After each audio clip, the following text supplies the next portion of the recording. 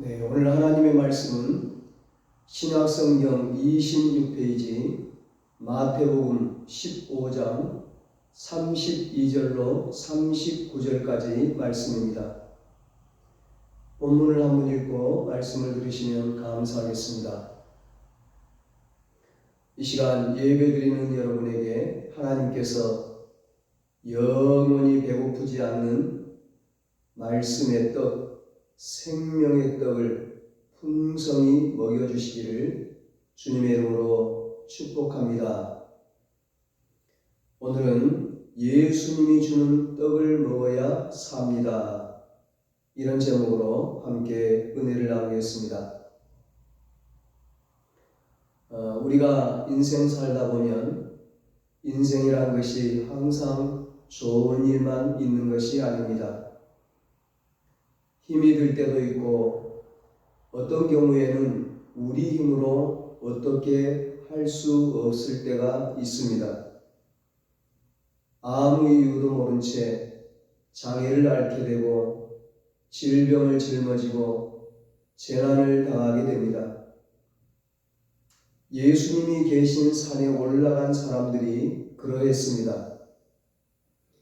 예수님께서 이방 지역인 두로와 시돈에서 귀신 들린 가나안 여인의 딸을 고쳐주시고 돌아오셔서 갈릴리 호숫가 근처의 산에 올라가셨습니다. 예수님이 산에 올라가신 것을 알게 된 큰 무리들이 다리 저는 사람과 장애인과 맹인과 말 못하는 사람과 병명을 알 수 없는 여러 사람들을 데리고 산으로 올라가 예수님의 발 앞에 앉혔습니다. 예수님께 모든 것을 의탁하고 맡긴 것입니다. 자기들의 힘으로는 어찌해 볼 방도가 없었습니다. 자기들에게는 희망이 없었습니다. 예수님이 그 희망이 없는 사람들 한가운데에 계십니다. 그곳에 예수님이 계시자 말 못하는 사람이 말을 하게 되었습니다. 장애인이 온전하게 되었습니다. 다리 저는 사람이 걸을 수 있었고 맹인이 볼 수 있게 되었습니다. 예수님이 계시자 기적이 일어난 것입니다. 우리는 어려운 일을 당하게 될 때, 정말 힘이 들 때, 도무지 방법이 없을 때 주님께 나아가야 합니다. 주님의 발 앞에 엎드려야 합니다. 주님이 계신 곳에 기적이 있고 치유가 있고 감격이 있습니다. 우리에게 희망이 없어도 예수님에게는 희망이 있습니다. 우리는 능력이 없어도 예수님은 전능하십니다. 우리는 방법이 없어도 예수님은 하실 수 있습니다. 그 예수님을 믿는 것, 그것이 신앙입니다. 산 위에서 예수님이 행하신 치유의 기적을 경험한 무리들이 모두 놀라워하며 하나님을 찬양했습니다. 그리고 예수님이 제자들을 부르셨습니다. 32절입니다. 예수께서 제자들을 불러 이르시되 내가 무리를 불쌍히 여기노라. 그들이 나와 함께 있은지 이미 사흘임에 먹을 것이 없도다. 길에서 기진할까 하여 굶겨 보내지 못하겠노라. 예수님이 왜 무리를 불쌍히 여기셨습니까? 그 이유는 무리들이 산 위에서 예수님과 함께 시간을 보낸 지가 벌써 3일이나 되었는데 아무것도 먹지를 못했기 때문입니다. 3일을 금식하며 말씀을 듣고 있는 거예요. 그래서 예수님은 그들이 산을 내려가는 길에 기력이 다해 쓰러질까 염려하셨고 굶겨서 보내지 못하겠다고 말씀하셨습니다. 큰 무리들이 예수님과 함께 산에서 머문 기간은 3일입니다. 그 큰 무리들이 왜 산 위에 계신 예수님을 찾아갔습니까? 다리 저는 사람과 장애인과 맹인과 말 못하는 사람과 그리고 병명을 알 수 없는 여러 사람들을 고쳐달라고 예수님을 찾아간 것입니다. 그렇다면 그 3일 동안 예수님이 그들을 치유하시고 고쳐주신 것입니다. 예수님은 3일을 꼬박 치유에만 매달리셨습니다. 그것도 대충대충 설렁설렁한 것이 아니라 3일 내내 전력을 다해 치유 사역을 행하셨습니다. 마가복음 7장 31절 이하에 보면 예수님은 한 사람 한 사람 안수하시고 귀먹고 말 더듬는 자는 아예 따로 데리고 가셔서 손가락을 귀에 넣기도 하시고 침을 뱉어 혀에 대기도 하시고 하늘을 우러러 탄식하시며 기도하셨습니다. 그리고 그들을 향해 에바다 열려라 하고 외치기도 하셨습니다. 다시 말씀드리면 예수님은 3일 내내 온 힘을 다해서 병자들을 고쳐주신 것입니다. 3일 동안 힘을 쓰고 능력을 나타내신 분은 예수님이십니다. 그렇다고 예수님 혼자만 식사를 하신 것도 아닙니다. 예수님도 3일 동안 굶주리셨습니다. 그렇다면 누가 더 기진하고 누가 더 힘이 빠지겠습니까? 당연히 예수님이죠. 그런데도 예수님은 자기 자신을 돌보지 않으셨습니다. 오히려 3일 동안 굶주린 무리들을 불쌍히 여기셨습니다. 불쌍히 여긴다는 헬라어 원어의 의미는 창자 안에 있는 감정이 요동을 치고 창자가 뒤틀릴 정도로 마음이 아프다는 것을 말합니다. 우리말에도 애간장이 탄다, 애가 탄다 그런 말이 있잖아요. 창자가 타듯이 그 정도로 속이 상하고 아프다는 뜻이죠. 한의학에서도 사람이 너무 긴장을 하거나 걱정을 많이 하면 아랫배가 부글부글 차오르고 아픈 것도 창자에 문제가 생겼기 때문이라고 합니다. 그래서 창자가 끊어질 듯한 슬픔이라는 말도 생겨난 것입니다. 예수님께서 무리들을 불쌍히 여기시는 마음이 그러하셨습니다. 애간장이 다 녹아내리듯 내장이 다 요동을 치듯 창자가 타고 끊어지듯 아픈 마음으로 무리들을 불쌍히 여기셨습니다. 이것이 우리를 향하신 예수님의 마음입니다. 예수님의 애끓는 사랑입니다. 예수님은 자기 몸이 상하시고 기진하시고 어떻게 되든 관계치 않으셨습니다. 우리의 형편을 먼저 살피시고 우리를 먼저 챙기시고 우리를 먼저 불쌍히 여기십니다. 우리를 긍휼히 여기십니다. 예수님께서 십자가에 달리셨을 때 예수님의 상태가 어떠하셨습니까? 예수님의 두 손과 두 발에 못이 박히시고 머리에는 가시관을 쓰시고 옆구리는 창에 찔리셨습니다. 그때 얼마나 고통스럽고 힘이 드셨겠습니까? 더욱이 믿었던 제자들은 다 도망을 쳤고 호산나 다윗의 자손이라며 환호했던 유대인들은 마음이 돌변해서 십자가에 못 박으라고 소리를 질렀습니다. 그때 배신감은 이루 말로 다할 수 없었을 것입니다. 그렇게 예수님의 몸도 마음도 만신창이가 되셨을 때 예수님이 무슨 말씀을 하셨습니까? 누가복음 23장 34절입니다. 이에 예수께서 이르시되 아버지 저들을 사하여 주옵소서. 자기들이 하는 것을 알지 못함이니이다. 예수님은 오히려 그들을 불쌍히 여기셨습니다. 하나님의 진노가 떨어질까 봐 그들은 자기들이 무슨 짓을 했는지도 모른다며 그들을 용서해 달라고 부탁하셨습니다. 그들을 불쌍히 여기셨어요.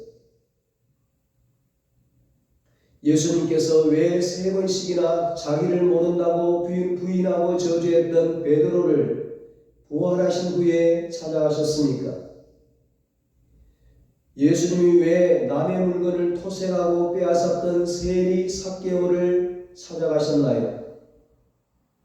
예수님이 왜 그리스도인들을 핍박하고 잡아들이기 위해 눈에 불을 켜고 다니는 청년 사울을 다메섹에까지 찾아가셨나요?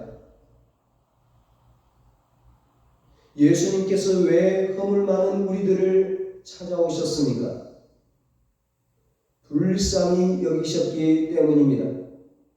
창자가 뒤틀리도록 긍휼히 여기셨기 때문입니다. 예수님은 베드로를 불쌍히 여기셨고 삭개오를 불쌍히 여기셨고 막달라 마리아를 불쌍히 여기셨고 청년 사울을 불쌍히 여기셨고 우리들을 불쌍히 여기셨기에 은혜를 베풀어 주셨습니다.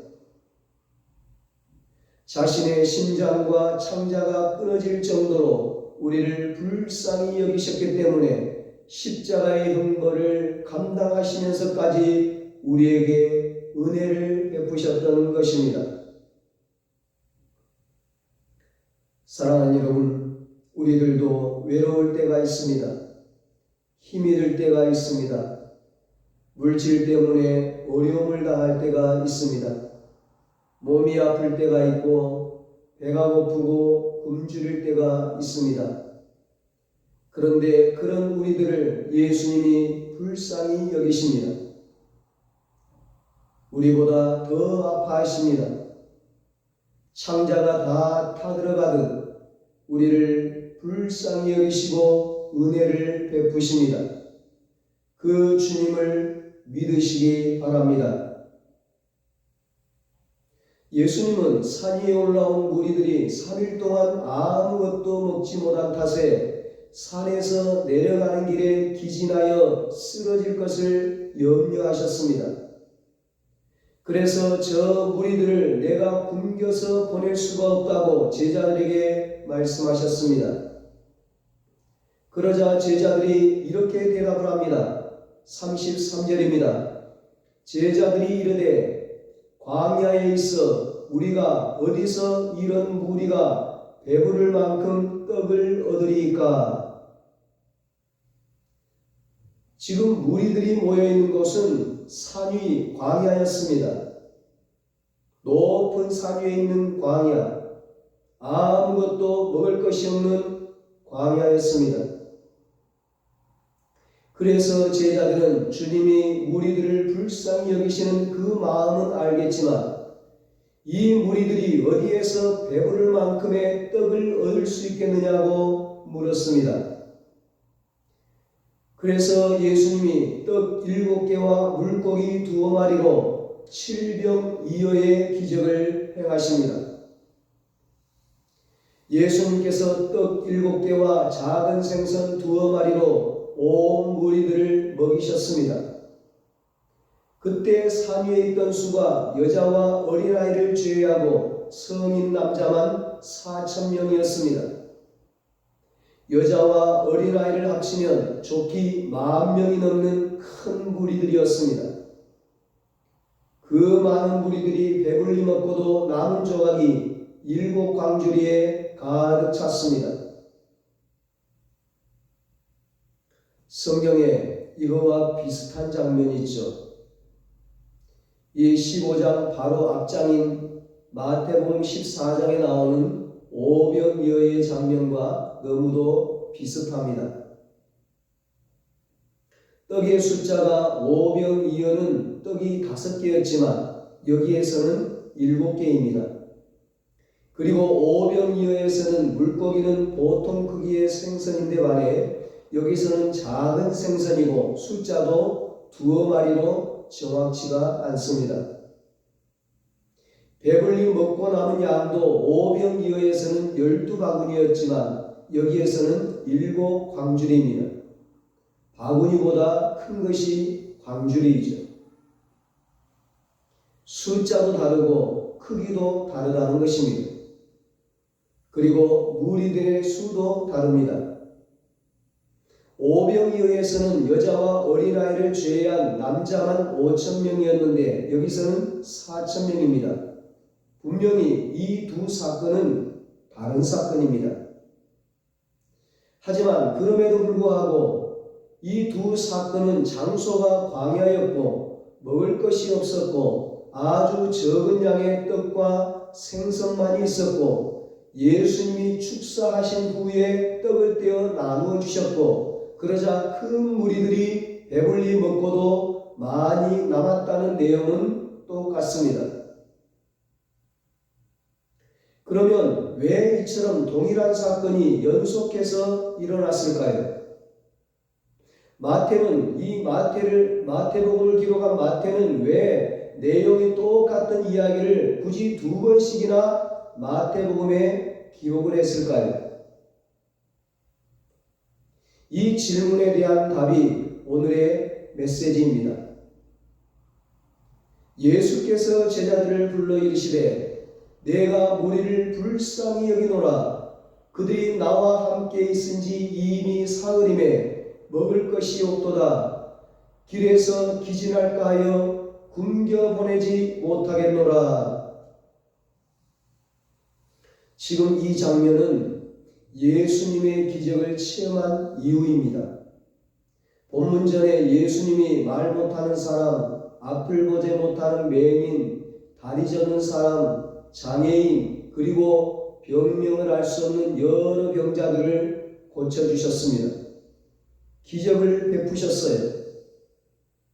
그래서 큰 무리들이 그 기적을 목격했고 그 기적을 체험했고 그 기적으로 인해 놀라워하며 하나님께 영광을 돌렸습니다. 여러분, 만약 우리 교회에서 지금 이런 일이 일어났다고 생각해 봅시다. 이 예배 현장에서 맹인이 눈을 뜨고 말 못하는 사람이 말을 하고 장애인이 고침을 받았다면 어떤 일이 벌어지겠습니까? 은혜도 이런 은혜가 없습니다. 성령을 체험해도 이토록 놀라운 체험이 없습니다. 당연히 흥분하고 감격하고 찬양하고 온 세상을 다 얻은 것 같을 거예요. 그런데 그 이후에 어떤 일이 벌어졌습니까? 예수님이 걱정할 일이 생긴 거예요. 사흘이 지나자 기적의 감동을 체험한 후에 아무것도 먹지 못한 무리들이 길에서 기진할까 염려하시며 불쌍히 여기셨습니다. 그래서 제자들이 물었습니다. 우리가 어디에서 떡을 얻으리까?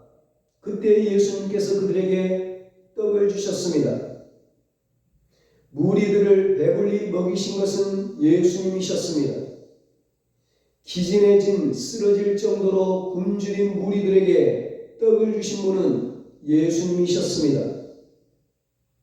그런데 그 떡은 그냥 떡이 아닙니다.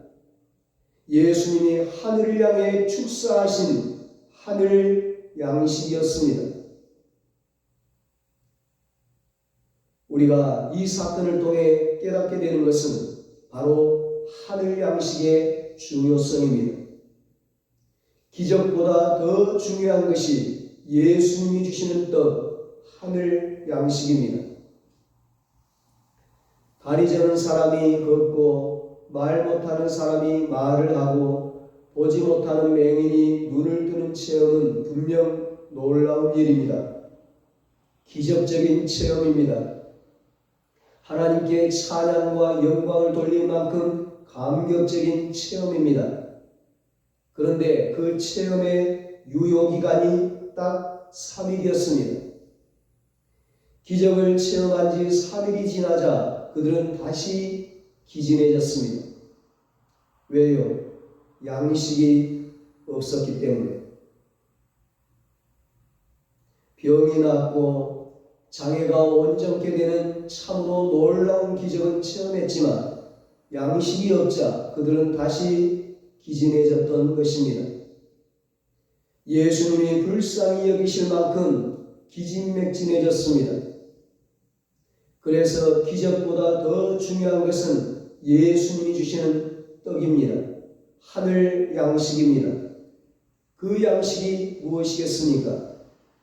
우리에게 하늘 양식이 무엇이겠습니까? 말씀입니다.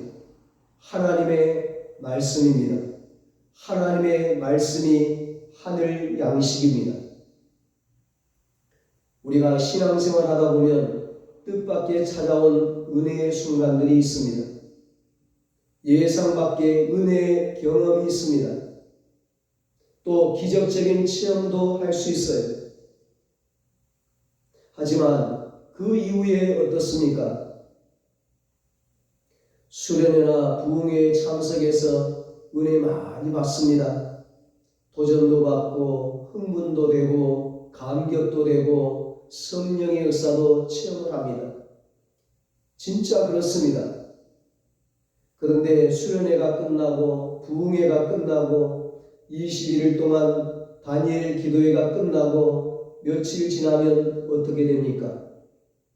분명 세상 다 이길 것 같았는데 은혜가 떨어져서 다시 기진맥진해집니다. 이것이 마태가 똑같은 내용을 담고 있는 7병2여의 기적을 기록한 이유입니다. 기적과 치유가 다가 아닙니다. 하늘 양식이 공급되어야 합니다. 기적이 있어도 치유가 있어도 사흘이면 끝이 납니다.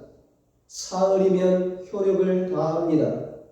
기적과 치유뿐이라면 우리는 다시 기진해집니다. 그래서 우리에게는 하늘 양식, 예수님이 주시는 떡이 필요합니다. 날마다 일용할 양식을 먹어야 합니다.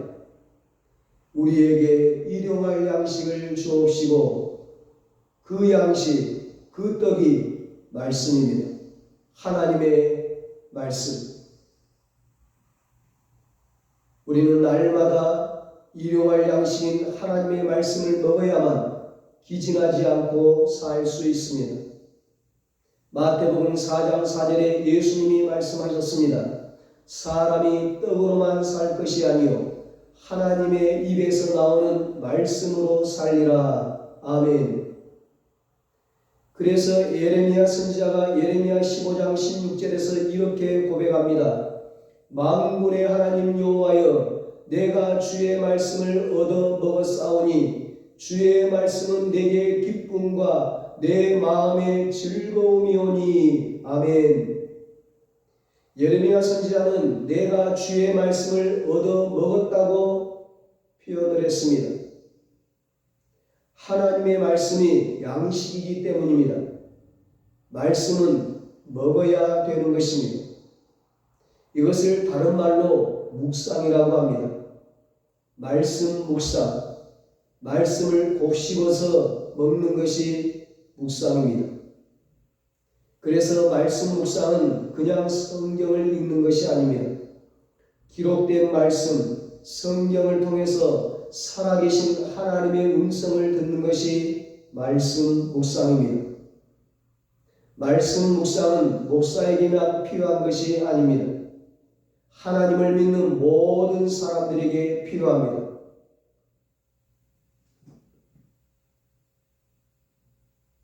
매일매일 새로운 말씀을 묵상하는 것도 중요합니다. 그러나 한 말씀을 계속해서 묵상하는 것도 중요해요. 주일날 들은 그 설교 말씀을 일주일 내내 묵상하는 거예요. 기적을 경험하고 치유를 체험해도 말씀을 먹지 못하면 곧 기진해집니다. 아무리 놀라운 은혜를 체험했어도 시간이 지나면 기진해집니다. 은혜를 받고 그 은혜를 보존하는 유일한 방법은 하나님의 말씀을 날마다 먹는 것입니다. 주의 말씀은 내 발의 등이요 내 길의 빛이니이다. 시편 119편 105절에 말씀합니다. 여호와의 말씀은 완전하여 영혼을 소생시키시며 시편 19편 7절에 말씀합니다. 말씀 묵상 없이 우리의 신앙은 결코 성숙해지지 않습니다. 말씀을 먹지 않고서는 결코 성령 충만할 수 없습니다. 그래서 시편 기자가 시편 1편에서 이렇게 고백하지 않았습니까? 복 있는 사람은 여호와의 율법을 즐거워하여 그 율법을 주야로 묵상하는 자로다. 아멘. 저는 청년 시절에 이 말씀을 듣고 교회에서 예배 시간에 목사님을 통해서 이 말씀을 듣고 시편 1편 말씀을 듣고 그때부터 지금까지 매일같이 이 말씀을 먹습니다. 매일같이 시편 1편 이 말씀을 묵상합니다. 복 있는 사람은 악인들의 꾀를 쫓지 아니하며 죄인들의 길에 서지 아니하며 오만한 자들의 자리에 앉지 아니하고 오직 여호와의 율법을 즐거워하여 그 율법을 주야로 묵상하는도다. 그는 시냇가에 심은 나무가 철을 따라 열매를 맺으며 그 잎사귀가 마르지 아니함 같으니 그가 하는 모든 일이 다 형통하리로다. 아멘. 저는 매일매일 청년 때부터 지금까지 이 말씀을 묵상하고 있어요. 이 말씀대로 살려고 몸부림쳐 말씀은 묵상으로 끝나는 것이 아니라 그 말씀대로 살아가는 겁니다. 묵상한 말씀을 그대로 사는 겁니다. 우리가 기적도 중요하고 치유도 중요합니다. 하지만 기적과 치유만으로는 살 수가 없어요. 기적과 치유만으로 복 있는 사람이 될 수가 없어요. 기적보다 더 중요한 것, 치유보다 더 중요한 것은 예수님이 주시는 떡을 먹는 것입니다. 하늘 양식을 먹는 것입니다. 그래야 복 있는 사람이 됩니다. 사랑하는 여러분, 날마다 하나님의 말씀을 먹고 깊이 묵상하십시오. 그때 말씀으로 온 세상을 창조하신 하나님의 음성이 들려올 것입니다. 말씀의 신비를 깨닫게 되고 우리의 내면과 우리의 속사람이 더 깊어지고 강건해지고 우리의 영혼이 소성케 될 것입니다. 하나님은 오늘도 우리에게 말씀하시기를 원하십니다. 말씀으로 우리를 새롭게 하시기를 원하십니다. 말씀으로 우리를 영원히 배고프지 않는 인생으로, 목마르지 않는 인생으로, 만족한 인생으로, 행복한 인생으로 만들어 주시기를 원하십니다. 이 생명의 양식을 날마다 받아 먹으시기 바랍니다. 그래서 날마다 배고프지 않고 기진에 쓰러지지 않는 강건한 인생, 행복한 인생을 사시기를 예수님의 이름으로 축원합니다. 기도하겠습니다. 사랑의 하나님, 오늘도 하나님의 말씀으로 우리를 먹여주시니 감사합니다. 육신의 양식만이 아닌 하늘의 양식을 날마다 우리에게 내려주시옵소서. 예수님이 주시는 그 떡을 날마다 먹고 또 먹게 하여 주시옵소서. 영원한 하늘의 양식인 하나님의 말씀을 주야로 묵상하게 하여 주시옵소서. 그 말씀대로 살아가게 하여 주시옵소서. 그래서 우리의 영혼이 소성케 되고 우리의 인생이 시냇가에 심은 나무처럼 시절을 쫓아 풍성한 열매를 맺으며 복 있는 사람으로 살게 하여 주시옵소서. 이제는 우리 주 예수 그리스도의 무한하신 은혜와 하나님 아버지의 사랑하심과 성령님의 위로하시고 교통하심, 주님께서 주시는 영원한 하늘의 양식 하나님의 말씀을 먹고 강건하고 풍성한 삶을 살기로 다짐하는 사랑하는 모든 성도들과 저들의 가정과 자녀들과 사업과 직장 위에 이제부터 영원토록 함께 있을지어다. 아멘.